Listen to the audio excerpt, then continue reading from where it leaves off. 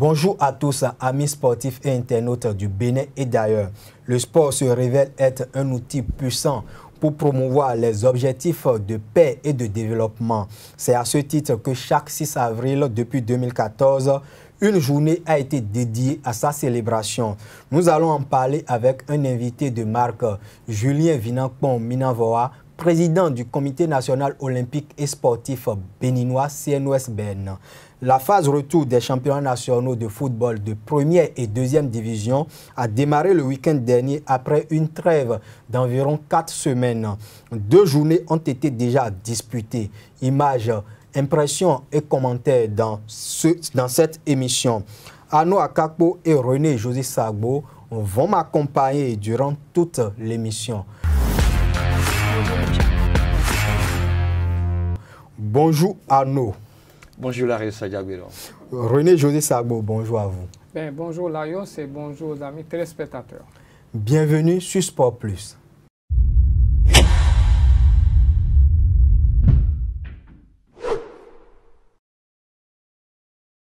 En ouverture de la phase retour de la Vitalor Ligue 1, Usaï Football Club a arraché une victoire précieuse mais difficile face à l'AS Tonnerre de Boycon le samedi dernier au stade René Pleven de Cotonou.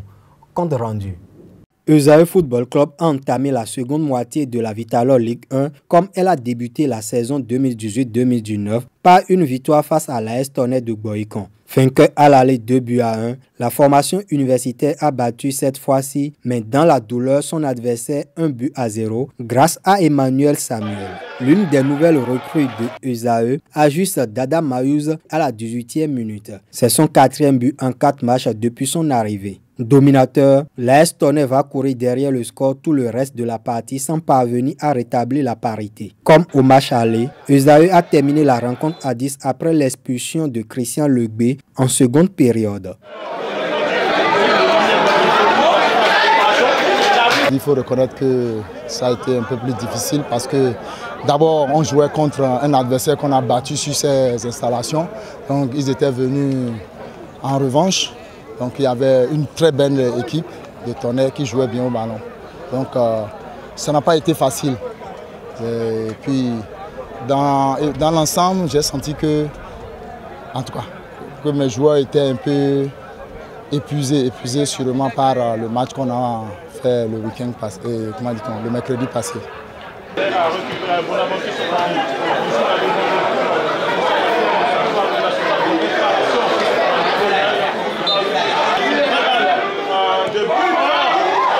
Je pense que c'est le problème éternel, c'est le problème éternel dont nous souffrons dans l'équipe. Et on travaille pour, puisque vous devez constater, on arrive toujours à trouver assez d'occasions pour chaque match, mais on n'arrive pas à scorer. Et je pense que on va toujours voir. C'est vrai qu'il n'y a plus assez de joueurs avec lesquels il faut combler le vide, à moins qu'on aille chercher à l'extérieur, comme les autres équipes. On est en train de faire quand même les courses pour voir si on peut trouver pour pouvoir scorer. Malgré la défaite, le club de la ville Carrefour reste scotché à sa 5e place. Usaï poursuit sa remontée dans le classement, 4e victoire consécutive. Rendons-nous au stade Jean-Pierre Cascon de Koubert. La jeunesse sportive de Koubert, JSP, s'est inclinée pour la première fois cette saison à domicile face aux Dragons de Lomé, 1-2. Pourtant, les locaux avaient bien entamé la rencontre en ouvrant le score dès la 8e minute grâce à Farid Edou.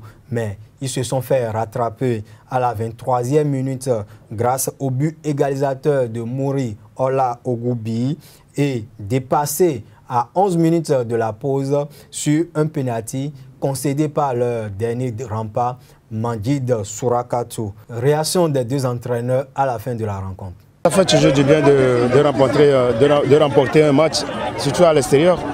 D'autant plus que la première phase du championnat, l'équipe n'a pas été très bonne, sur pratiquement tous les matchs. Donc il a fallu qu'on aille revoir ce qui n'a pas marché et essayer de revenir en force. Est-ce que Mouri a encore à présenter, tout le monde le savait déjà. Donc aujourd'hui, il a seulement montré tout le bien que tout le monde pensait de lui. On est très heureux d'avoir un joueur comme ça parmi nous, qui, à un moment donné, sait comment garder le ballon et sait comment distribuer le ballon. La JSP, c'est une très bonne équipe que nous avons eu en face. Et franchement, leur position ne m'étonne pas. Ce qui s'est passé aujourd'hui, c'est la volonté de Dieu. Et comme ça, nous aussi, nous sommes allés prendre des victoires à l'extérieur. Si on perd à domicile, rien n'est gâté. On est en championnat, on peut remonter la pente à l'extérieur. La jeunesse sportive de Koubert peut se consoler avec le trophée Fair Play de la phase allée du championnat que l'association pour la promotion des valeurs sportives APVS Bénin lui a décerné. La présidente de l'association APVS, Rafiatou Sitou, justifie le choix de la GSP.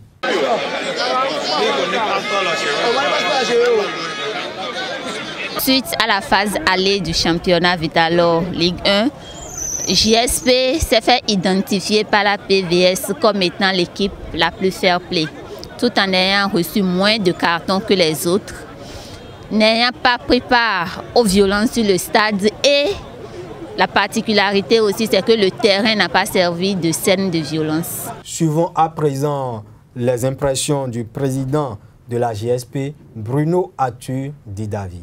Oui, un président heureux qui a connu sa première défaite sur son terrain aujourd'hui.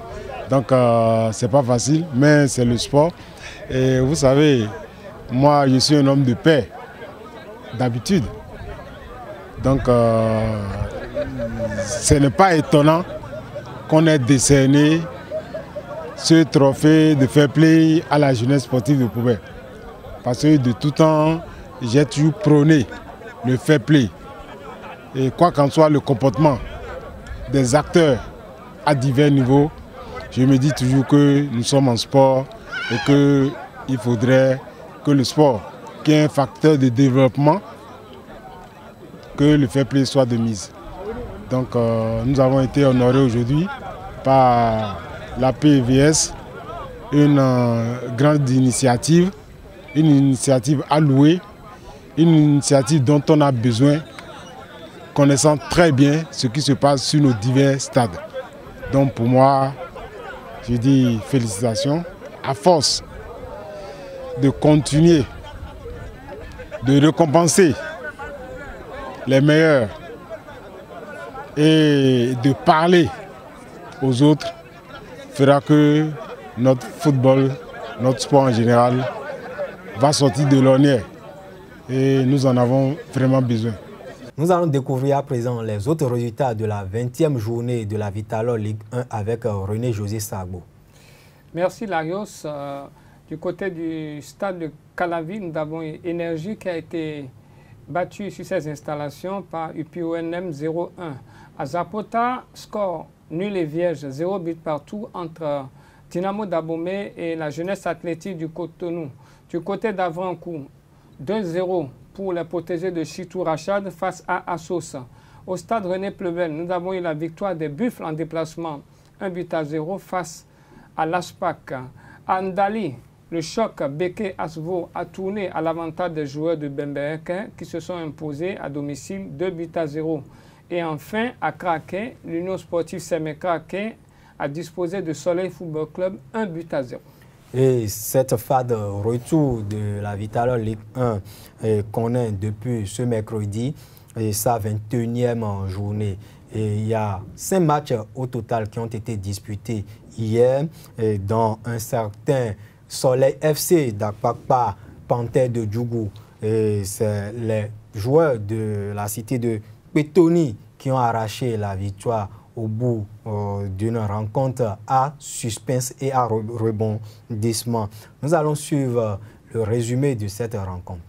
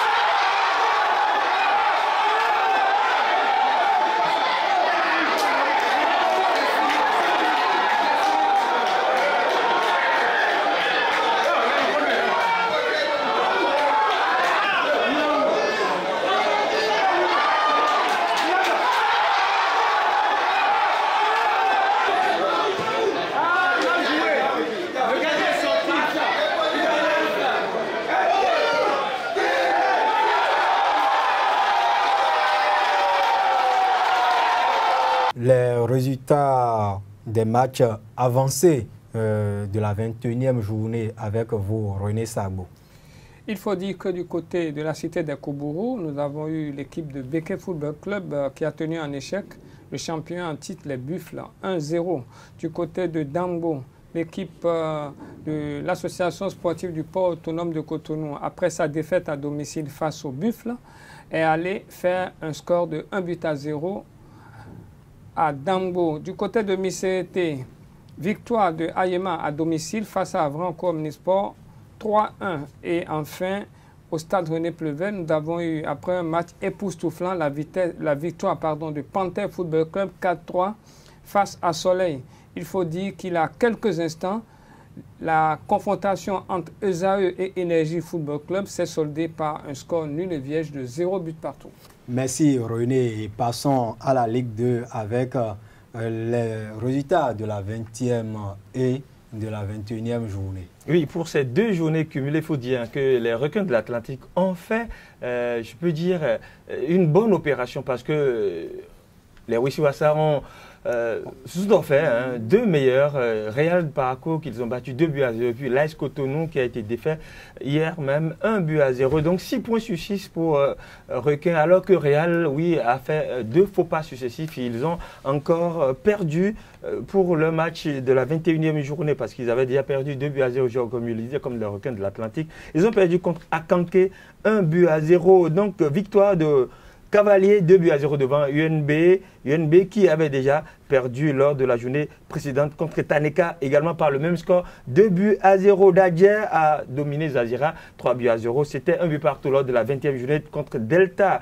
La GS Agoni et Mambano se sont séparés, 2 buts partout pour cette 21e journée, alors que lors de la 20e journée, Mambano s'était tenu en échec encore face à la GSO, 0 but partout. La GSA avait aussi fait 0 but partout contre Rodio. Rodio qui a aussi profité de cette journée parce que le club de Komé a dominé, bien sûr, la jeunesse sportive de Ouida, 2-0. Pendant ce temps, l'Estado de Ibrahim Aboudou a obtenu sa première victoire. Ils ont dominé Taneka 1-0. Oui, et les classements de ces championnats nationaux de Ligue 1 et Ligue 2 dans nos prochaines éditions, puisque la journée se poursuit et il faut aller maintenant parler du tennis. Et il y a cette jeune dame ou jeune fille, Gloriana Naomo, qui est l'étoile montante du tennis féminin au Bénin, et elle a remporté il y a quelques jours la première étape du circuit ITF de la catégorie des 14 ans et moins à Lomé au Togo. Elle revient ici sur son parcours et ses ambitions pour le championnat d'Afrique qu'elle prépare. Je m'appelle Naoum Goyana Koreti Chifonsi, j'ai 12 ans. Je joue au tennis, première au plan national dans la catégorie 14 ans et moins et 2 seniors.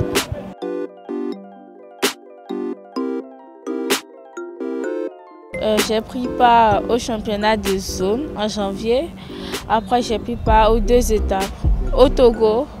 Après, j'ai pris part au circuit minimum en Égypte.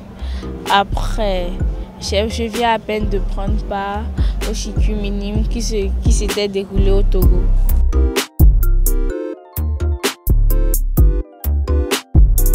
J'ai gagné la première finale à la fin de 3-7 contre Minette, l'Ivoirienne que j'ai rencontrée en Côte d'Ivoire en janvier passé. C'était vraiment un peu dur, mais j'ai pu m'en sortir. Au niveau des doubles, j'ai joué avec une Kenyenne, Varey Shakira, mais malheureusement, on n'est pas sorti du vainqueur. On a perdu contre 2 Togolaises.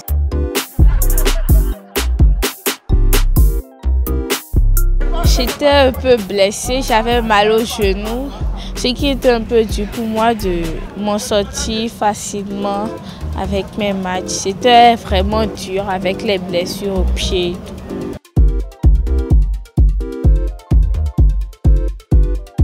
En Égypte, j'ai perdu en quart contre une Égyptienne. C'était pas vraiment facile. Il fallait que je me batte, mais malheureusement, j'ai perdu.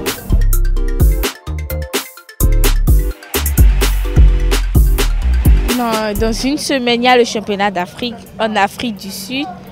Ensuite, il y a les 2 équipes minimes en Tunisie. Après, au Kenya, il y a le championnat d'Afrique sur terre battue en Algérie et aussi le Master qui se déroulera en octobre.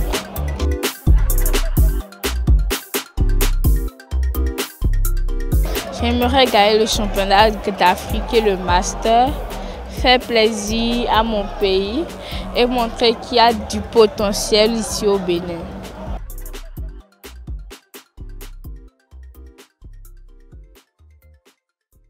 Passons au basketball, le championnat national, ou du moins la phase de district de ces championnats nationaux hommes et dames qui a commencé il y a 2 week-ends se poursuivent à Nouakchott.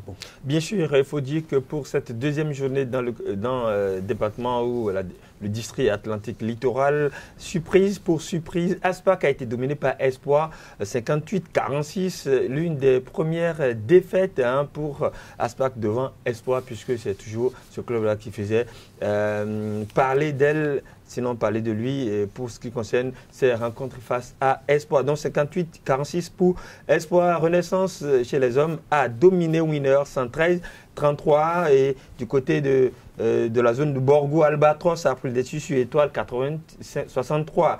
Hirondelle, Azomodel du côté de l'Ouémé a obtenu un forfait face à Éternel qui n'a pas fait, sinon qui était là, mais qui n'a pas pu jouer parce qu'il y avait défaut d'habillement pour le compte de cette 2e journée dans le département de l'Ouémé. Chez les dames, Aspal a battu Albatros 73-16 et puis Asfala a été dominé par Elan 18-42.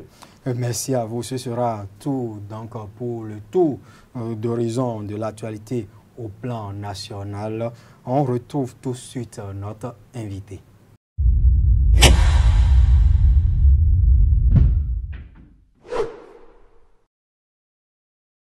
Le sport joue un rôle important dans toutes les sociétés, que ce soit sous la forme d'activité physique, de jeu ou de compétition sportive. Un fait qui a motivé les Nations Unies à instituer en 2013 la Journée internationale du sport au service du développement et de la paix, célébrée chaque 6 avril depuis 2014. Pour mieux comprendre l'importance de cette journée et sa célébration au Bénin, nous recevons dans cette émission le président du Comité national olympique et sportif béninois CNOSBN, Julien Vinampon-Minavoa. Bonjour, président. Bonjour, messieurs. Et avant d'entrer dans le vif du sujet, voici une brève présentation de notre invité par René-José Sabo. Bonjour, Président. Julien Vinampon-Minavoa, de nature calme, pétri de talent, discret et efficace, est l'actuel président du Comité national olympique et sportif béninois. Né le 16 mars 1950 à Savalou, il fut gardien de but de football avec Espoir de Savalou et à l'école normale Félicien Nadior de Porte-Nouveau. Très actif dans le milieu du handball béninois, beaucoup plus en qualité d'encadreur technique et administratif, il a été pionnier, propagateur de ces disciplines sportives à Parakou et à Cotonou dans les années 70 et 80. Ancien directeur de l'école de Parakou et à Cotonou, nanti d'une formation en administration de sport, il a non seulement été entraîneur de handball, mais a occupé plusieurs fonctions, notamment officiel d'athlétisme, gestionnaire de musées de sport. Accro de la lecture, il a été auteur de plusieurs articles et publications en sport. Détaché au ministère des Sports en 1986, il a occupé plusieurs fonctions, dont celle de chef service projet et relations extérieures de la Direction nationale de l'éducation physique et sportive DNEPS, d'où il est parti pour atterrir au Comité national olympique pour diriger l'Académie nationale olympique du Bénin, ANOFB. Au sein du mouvement sportif national, il a occupé depuis 1982 le poste de vice-président de la Fédération béninoise de handball. Marié et père de 3 enfants, ses domaines de compétences actuels sont le management des organisations sportives et olympiques, Université de Poitiers, enseignement et éducation olympique, Académie internationale olympique, Grèce. Ces nombreux services rendus au sport béninois en général et à la famille de l'olympisme en particulier lui ont valu une reconnaissance des acteurs du sport béninois avec la bénédiction de son prédécesseur, feu Marius Théodule Francisco. Mais avant, il a été élu au poste de secrétaire général adjoint du Comité national olympique et sportif béninois en 1987, ensuite secrétaire général de la même institution en 2000, puis réélu en 2009. Tout n'a pas été rose, et c'est justement là que je loue le Seigneur, mon seul recours et mon seul refuge. Il a toujours su guider mes pas dans les épreuves, car épreuves j'en ai rencontré et ai su toujours les graver, les transcender, a reconnu M. Minavoie, le combattant du sport national béninois. Très actif dans le mouvement sportif béninois depuis sa brillante élection à la tête de l'Olympisme béninois, ses premières actions ont consisté à donner plus d'éclat et plus de lisibilité à l'institution dont le siège a été rénové avec à la clé un auditorium qui porte le nom de son prédécesseur. En outre, sous l'impulsion clé de l'institution, M. Julien Minavoie a beaucoup apporté à ces structures, comme le témoigne la reconnaissance de l'ex-ministre des Sports, Saliou Idrissou Afo. Elle a pour mission la conceptualisation en mode de relations contractuelles devant exister entre l'État, le mouvement sportif national et les autres partenaires du monde sportif, ce qui va permettre de rendre le mouvement sportif et autres partenaires du monde sportif attrayants. Humble, discret et efficace, M. Minavoie affectionne particulièrement le agou et yampilé accompagné de la sauce tiao avec agouti, son plat préféré. Très émotif, son plus grand rêve est de pouvoir rester utile dans sa vie. Au nombre des fautes qu'il sanctionne, on retrouve la trahison. Son passe-temps favori est le sport et la musique. Il ambitionne à court et à moyen terme de rendre le mouvement sportif olympique totalement autonome.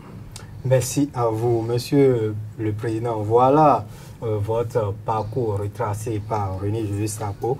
Y a-t-il quelques éléments qui nous a échappé et que vous aimeriez compléter à ce portrait? Non, je félicite M. Sabo pour cette présentation à tout le moins honnête. Il n'a rien inventé dans cette présentation. Seulement que, en ce qui concerne la partie où il a été dit que cela venait de l'ancien ministre Safi Ouafo, non, ce n'est pas venu de lui, c'est venu de moi. Dans la rédaction du texte qui devait régir, puisqu'il y avait eu un arrêté sous mon impulsion qui devait régir une commission mixte, ministère des Sports et Comité national olympique. Et c'est dans la partie justificative donc, de cet arrêté que ce passage a été mis. Voilà, je tenais quand même à rétablir cela. Je remercie vraiment M. Sago pour cette présentation dans laquelle je me retrouve pleinement. Merci, Président. Et pour entrer dans notre sujet, la célébration de la journée internationale du sport au service du développement et de la paix. Nous allons vous demander quel est l'état des lieux de la célébration du sport au Bénin depuis son institution en 2013. Non, l'état des lieux n'est pas si reluisant que ça. Une fois que les Nations Unies, sous l'impulsion du CIO, a pu décréter la célébration de cette journée à la date du 6 avril comme journée internationale au service du développement et de la paix, il fallait qu'au niveau des États, chaque gouvernement en fasse les déclinaisons qui s'imposent afin que, à l'instar de ce que nous observons lorsqu'il s'agit d'autres thématiques, que cette journée soit mise en exergue à travers des activités palpables. Et surtout lorsque nous sommes dans le domaine du sport, vous comprenez très bien que sport, c'est activité. Malheureusement, dans notre pays, pour le moment, cela n'a pas encore constitué une priorité. Et cependant, nous, au niveau du comité olympique, depuis 2014, depuis 2015, nous nous sommes donnés comme obligation, ne serait-ce que de faire une déclaration de sensibilisation de nos compatriotes autour des vertus du sport. Merci. René Sabo, vous continuez cet entretien avec moi. Aujourd'hui, le sport est considéré comme un outil universel au service du développement. Dites-nous, dans ce contexte, peut-on dire que cette journée constitue une plateforme de choix pour plaider auprès des gouvernements en faveur d'un investissement accru dans le sport et les infrastructures, Monsieur le Président? Bon, c'est une manière, c'est aussi une façon de voir, mais comme je l'ai dit tantôt, c'est une décision des Nations Unies. Une fois qu'une décision provient des Nations Unies, c'est le mouvement inverse qui devrait avoir lieu, c'est-à-dire qu'il ne reviendrait pas à des individus de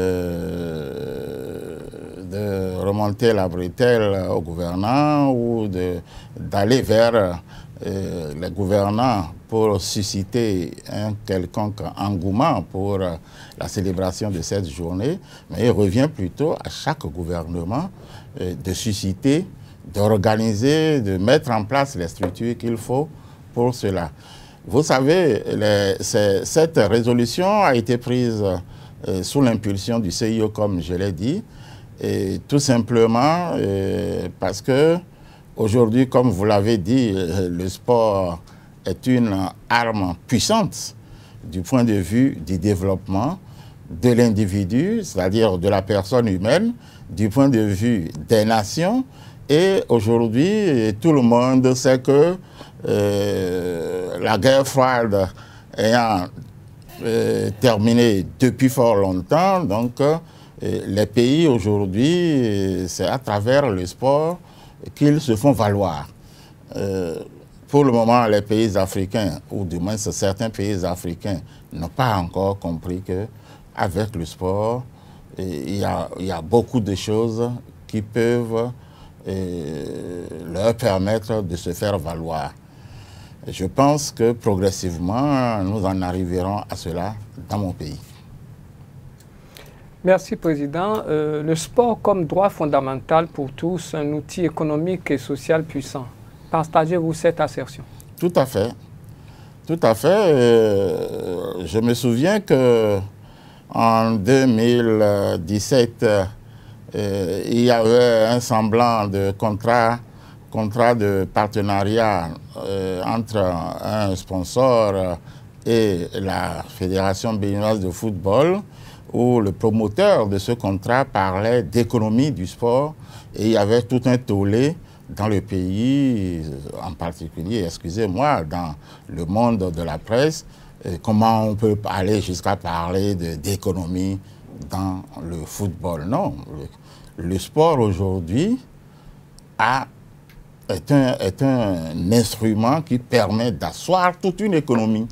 Je partage entièrement cette assertion et vous ne me le faites pas dire.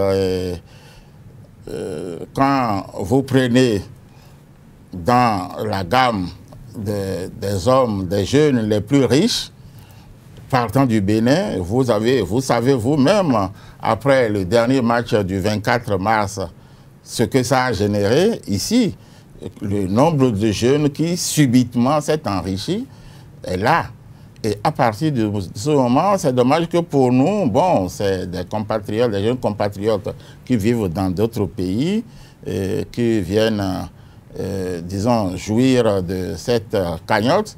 Mais si on suppose que le travail qui doit se faire sur place se fait sur place et que l'équipe nationale de football, les écureuils, étaient constitués des joueurs qui vivent dans le pays, cette cagnotte qui a été donc, qui leur est revenue, vous savez quel est le degré de bien-être que cela pourrait insuffler dans le pays. Oui. Pour parler de la célébration de la 6e édition de cette journée internationale du sport, c'était déjà le samedi dernier que les pays membres de l'ONU ont célébré cette journée, mais au Bénin, la célébration aura un caractère principal ou spécial, je dirais. Parlez-moi un peu de ça. C'est vrai, vous avez raison. La journée décrétée par l'ONU pour être célébrée en tant que journée sport pour le développement et la paix, c'est la date du 6 avril. Mais comprenez que, comme tant d'autres journées, ce n'est pas toujours que cette journée, il n'y a que cette journée. De toutes les manières, cette année, le Bénin se retrouve devant une situation donnée. Le Comité national olympique a décidé de ne plus s'en tenir seulement à ces déclarations qui se font chaque 6 avril, mais tenir compte de l'ambiance l'ambiance qui court dans notre pays, l'ambiance disons, non, vous utilisez trop de gros mots. Je préfère prendre tout simplement l'ambiance sociopolitique. Préélectorale, bientôt vous direz post-électorale. Mais nous voulons déjà que le sport, le comité olympique contribue à ce que le sport puisse apporter également sa part dans l'apaisement des esprits. Et c'est en cela que nous pensons qu'au lieu de faire seulement une journée pour cette célébration, que nous puissions l'étendre sur toute une quinzaine.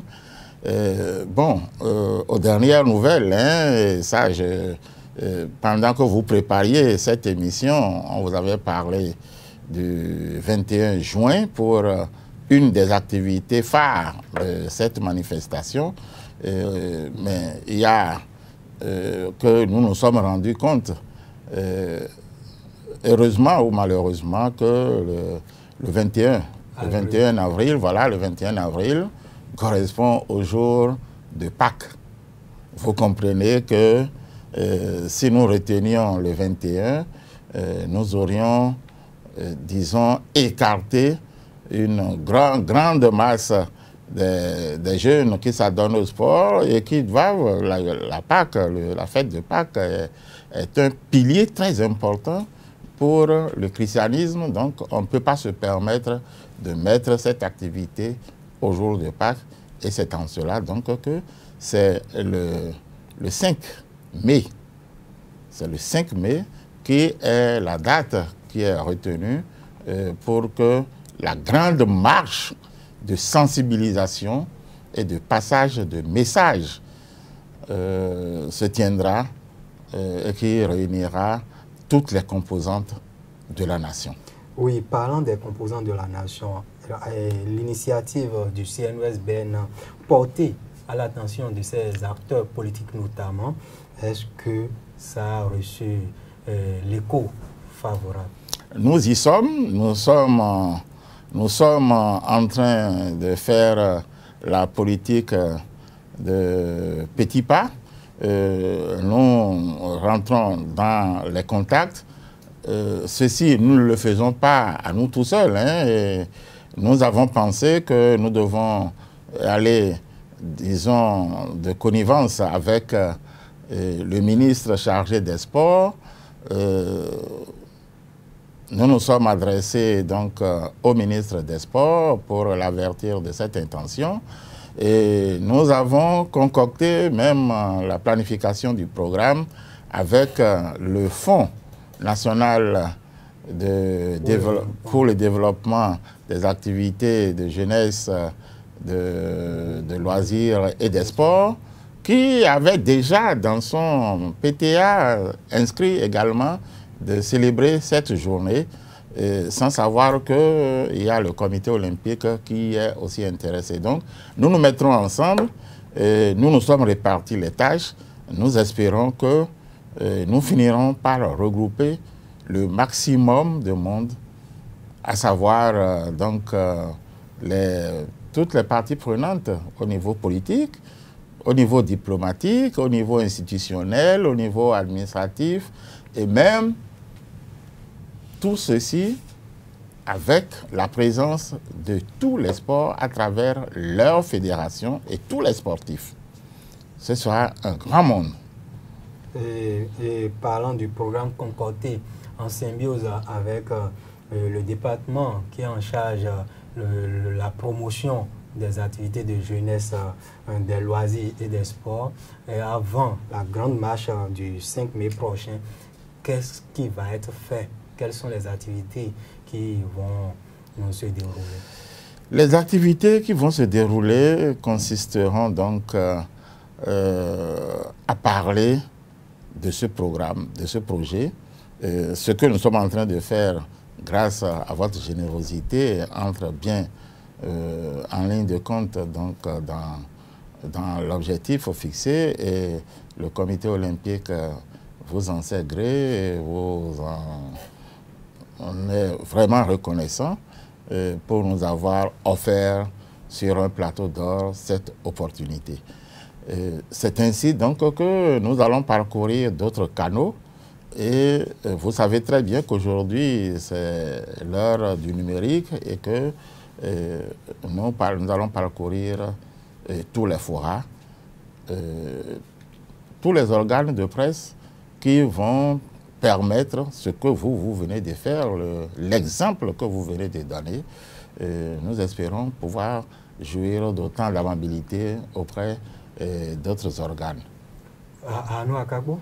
Oui, Président, vous avez parlé de la marche, de la déclaration, aussi des messages de sensibilisation. J'aimerais savoir si vous allez vous en tenir à ces deux principales activités, la déclaration et la marche, quand on sait que, oui, d'autres aussi ont déjà fait des déclarations, des marches, pour que cette atmosphère aussi lourde puisse un peu être allégée afin de décrisper un peu cette situation politique. Vous avez laissé tomber le mot, vous n'avez pas laissé tomber, ça vous a échappé, décrisper. C'est ça notre objectif. Nous voulons contribuer à décrisper l'atmosphère qui n'est pas des plus gaies dans le cadre des élections qui doivent se tenir le 28 avril, sauf situation contraire. Sauf situation contraire. Et donc, il n'y aura pas que la marche et les déclarations. Non, les déclarations, vous avez raison. Il y a eu plusieurs autres déclarations avant nous. Il y en aura, on continue d'en avoir. Avant de rentrer ici, j'en ai lu d'ailleurs, ou j'en ai écouté. Mais nous aurons même à asseoir, disons, a fait une conférence de presse par rapport à cela. Nous aurons à avoir une grande réunion où nous allons profiter de ce cadre-là pour, disons, implémenter une de nos dispositions. Parce que le Comité national olympique et sportif béninois, en la faveur de son assemblée générale ordinaire tenue le 23 dernier, a adopté une convention d'éthique et de bonne gouvernance. C'est un outil qui est mis en place pour prévenir et traiter également toute tentative ou toute velléité de crise au sein de nos fédérations. Parce que il ne faut pas, aujourd'hui, tout le monde parle de crise ou d'ambiance délétère au niveau sociopolitique, mais il ne faut pas que nous oublions qu'au sein de notre famille, au niveau du sport même, nous devons faire en sorte à ne pas continuer à nous laisser distraire par les crises internes qui ne nous font pas avancer. Donc, est-ce en quelque sorte, vous voulez utiliser les méthodes qui ont contribué à amener un tant soit peu la paix dans les familles du football au sein de la famille politique? C'est ce que nous comptons faire. C'est ce que nous comptons faire, puisque, au fait, le sport lui-même génère cela. Le sport lui-même. Regardez, souvenez-vous, le 24 ou le 23 dernier, le 24 mars dernier, est-ce que du 22 au 24 au soir, vous n'avez plus jamais entendu parler de... C'était une parenthèse enchantée. Il y avait une parenthèse automatique qui s'était créée dans tous les milieux. Tout le monde ne parlait que de ce match-là. Et à partir du match, jusqu'à sa fin, jusqu'à son résultat, vous avez vu, c'était la liesse populaire, ne serait-ce que pour 48 heures. Ça me rappelle, parce que parmi les communications que nous aurons à faire, nous aurons à parler de la trêve olympique dans la Grèce antique, dans les Jeux antiques. C'est leur essence même.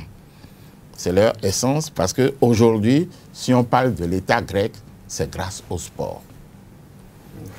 Voilà. Une journée mondiale du sport pour le développement et la paix. Pour les Nations Unies, le credo est simple. Le sport peut être un vecteur de paix entre les peuples. Utilisons-le. Aujourd'hui, Président, le football offre des opportunités uniques de communiquer entre les peuples de toutes les nations et de toutes les origines. Et pour l'ex-président de la FIFA, Sepp Blatter, le football est synonyme d'espoir. Il illustre ses propos par le fait que dans les contextes les plus difficiles, comme en Afghanistan et en Somalie, des rencontres sportives ont eu lieu et ont permis des rapprochements dont aucun politique n'avait osé rêver. Président, que vous inspirent ces propos? C'est des propos qui viennent du plus grand sachant de la matière. Le football, Sepp Blatter, c'est ce qu'il lui en a dit. Mais avant lui, depuis le 19e siècle, Coubertin n'a pas manqué d'évoquer le fait que depuis toujours qu'on parle de sport, le seul sport qui n'est connu ni d'arrêt ni de recul, c'est le football. Donc, vous avez donc depuis longtemps, le football a toujours réuni les peuples et le sport, par extension, a toujours réuni les peuples.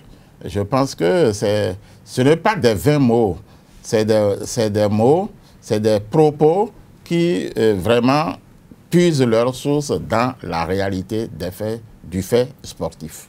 Oui, et pourrait-on avoir au cours de cette période de célébration de la Journée internationale du sport au Bénin, une rencontre qui réunit la droite et la gauche? Bon, heureusement qu'il y a des jeunes béninois encore qui ont cette notion de droite et de gauche et qui savent très bien que quand on parle de droite et de gauche en politique, il s'agit d'une science, il s'agit d'idéologie. Malheureusement, pour le moment, dans mon pays, il n'existe pas encore cela, mais ça fait partie de nos ambitions en tenant à célébrer cette activité par rapport au sport, faire en sorte que des gens qui se réclament aujourd'hui de majorité ou contactent à tort ou à raison de soutien au chef de l'État qui est là et qui, plus à partir de ce moment, sont considérés comme une catégorie de personnes à ne pas approcher, nous souhaitons que dans cette manifestation, nous pourrons les faire asseoir avec, à côté, les autres qui se sentent, disons, exclus et qui se réclament dans l'antipode de ce que l'on traite, ce dont on traite les autres. Ça fait partie de notre préoccupation, ça fait partie de notre ambition. Et vous savez très bien que lorsqu'on se met ensemble pour une grande marche, on ne choisit pas nécessairement avec qui on doit marcher. Parce qu'il ne s'agit pas là d'une course, chacun dans son couloir. Vous comprenez très bien, ça doit donner quelque chose. Et c'est l'espoir de voir un peu les gens aussi sincères que le 24 mars dernier pour que cette marche-là, la main dans la main, qu'on soit opposant, mouvancier, que cela se passe comme vous l'avez dit. Donc on espère que ce que les politiciens n'ont pas pu faire, le Comité national olympique et sportif béninois va essayer de le faire et pour qu'on ait un match, pourquoi pas, entre opposants mouvanciers très prochainement, comme ça a été reporté. Je comprends bien ce que vous voulez dire, ce que vous dites, mais je dois insister pour dire non. Les politiciens n'ont pas été incapables de faire le rapprochement entre eux. C'est que pour le moment, les dispositions ne leur ont pas encore permis de les réaliser. Nous pensons pouvoir intervenir pour que ce soit une donne de plus pour mieux les rapprocher. Ok, merci Président. Et nous allons tout doucement au thème de cet entretien. Et la dernière question, c'est votre message dans le cadre de la célébration de la journée internationale du sport au Bénin et aux membres du mouvement sportif béninois. Oui, en ce qui concerne les membres du mouvement sportif béninois, je crois que c'est les miens. Ils savent très bien que c'est en leur nom que je parle. Nous devons nous rendre beaucoup plus utiles pour nos populations en leur offrant les meilleurs spectacles. Nous devons également faire en sorte que dans le cadre des élections, que ce ne soit pas parmi nous, acteurs du mouvement sportif, acteurs du sport, que l'on retrouve des personnes qui vicient l'atmosphère. C'est extrêmement important. En direction des populations, je pense que nous sommes tous des Béninois. Tout le monde reconnaît que le peuple béninois est un peuple apaisé. Il faudrait que nous sachions que tout acte que nous posons, ce n'est pas seulement pour nous-mêmes, mais c'est également ces actes qui feront que demain, nos enfants, nos jeunes frères pourront vivre en paix dans le pays.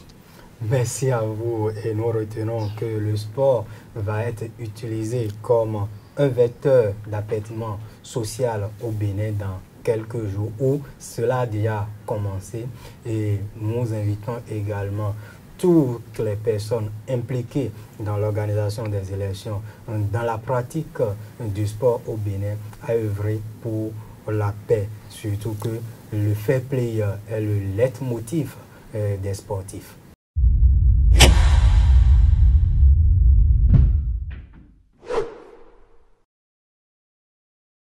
En football, les carrés d'as des compétitions africaines de clubs vont être connus ce week-end.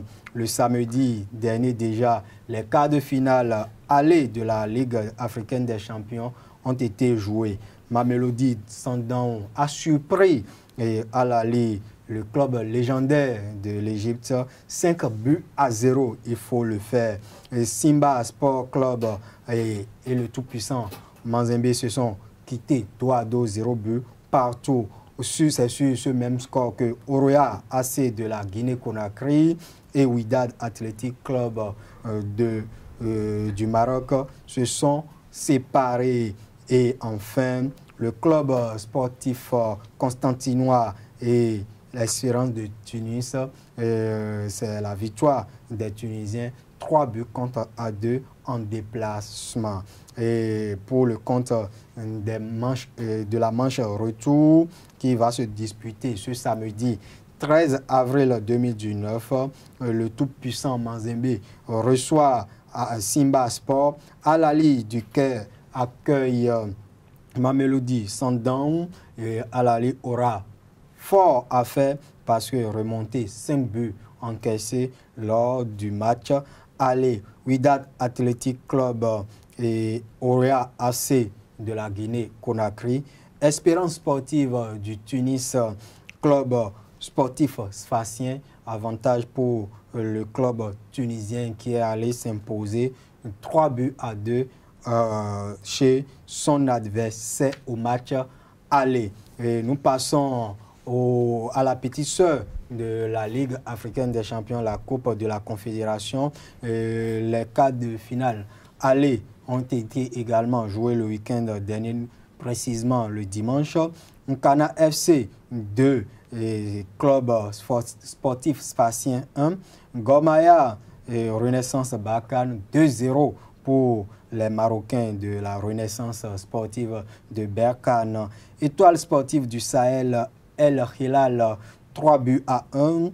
Hassania US d'Agadir, Zamalek 0 but partout. Les matchs retour se jouent ce dimanche 14 avril 2019. El Hilal accueille Étoile sportive du Sahel, le club sportif sfaxien, le second club tunisien dans ce tableau des quarts de finale de la Coupe de la Confédération, va recevoir Nkana FC. Renaissance sportive Berkane, non, pas à domicile avec un avantage conséquent contre Gormaya FC du Kenya. Et enfin, Zamalek reçoit Hassania d'Agadir. Toujours en football, le dimanche 14 avril prochain, pendant que les 8 équipes engagées dans les quarts de finale de la Coupe de la Confédération seront en train de chercher leur ticket pour le tour suivant. La Coupe d'Afrique des Nations des moins de 17 ans va démarrer en Tanzanie. Et il faut dire, le match d'ouverture va mettre aux prises le pays hôte avec le Nigeria au National Stadium de Dar es Salaam. Angola, Ouganda est la seconde affiche de la première journée de la 13e édition de la fête des futurs stars du football africain. Les autres équipes participantes à cette édition sont le Sénégal, la Guinée, le Cameroun, le Maroc, le Mali, double tenant du titre, est le grand absent de la compétition. Son successeur va être connu le 28 avril prochain. En handball, la 35e édition du championnat d'Afrique des clubs vainqueurs de coupe bat son plein à Ouada au Maroc. Wydad, étoile sportive du Sahel, Al-Ahly et JSK de la République démocratique du Congo ont obtenu leur billet pour les quarts de finale de la compétition chez les hommes. Dans la catégorie dames, toutes les 8 équipes participantes sont qualifiées pour les quarts de finale à l'issue des matchs de groupe. Le pays hôte a réalisé le carton plein, engagé uniquement dans la catégorie hommes. Ces 3 représentants ont passé l'étape du premier tour de la compétition. Les favoris annoncés de ce 35e championnat d'Afrique des vainqueurs de coupe ont tenu également leur rang en homme, tant qu'en homme qu'en dame. Et il faut dire, nous allons connaître les affiches des demi-finales ce soir.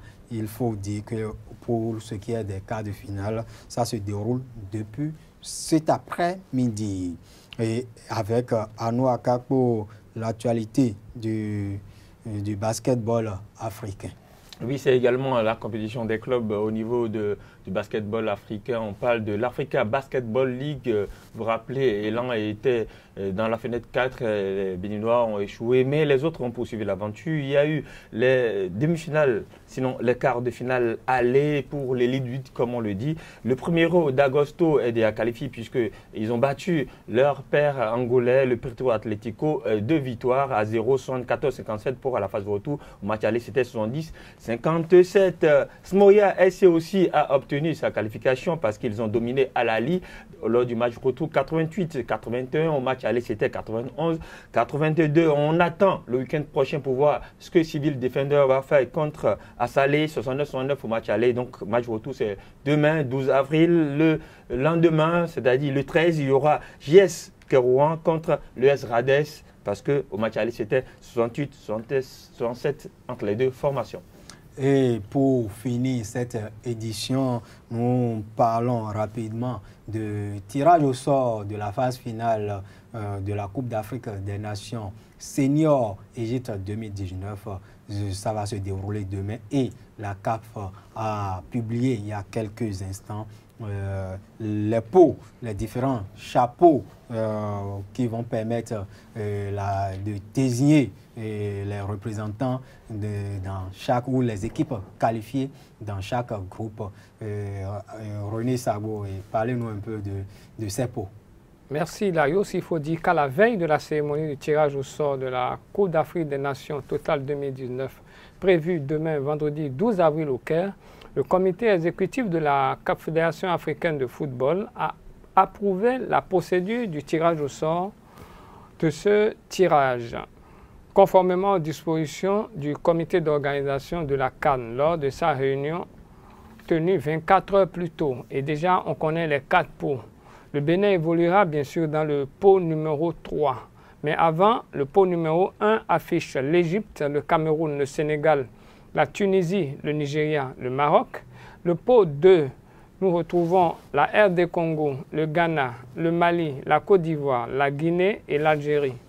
Dans le pot 3, je le disais à l'instant, nous avons le Bénin qui va être aux côtés de l'Afrique du Sud, l'Ouganda, la Mauritanie, Madagascar et le Kenya. Et enfin, dans le pot 4, on retrouve le Zimbabwe, la Namibie, la Guinée-Bissau, l'Angola, la Tanzanie et le Burundi.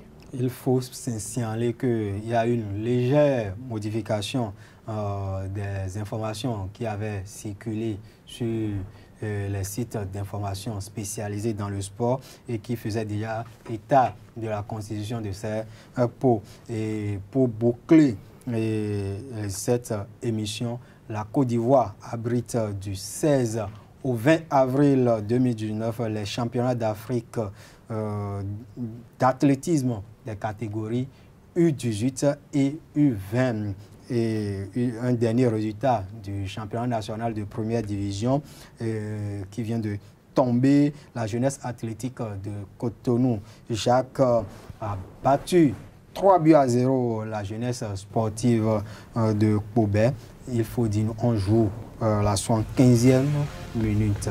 Et merci à vous pour votre attention et à la semaine prochaine.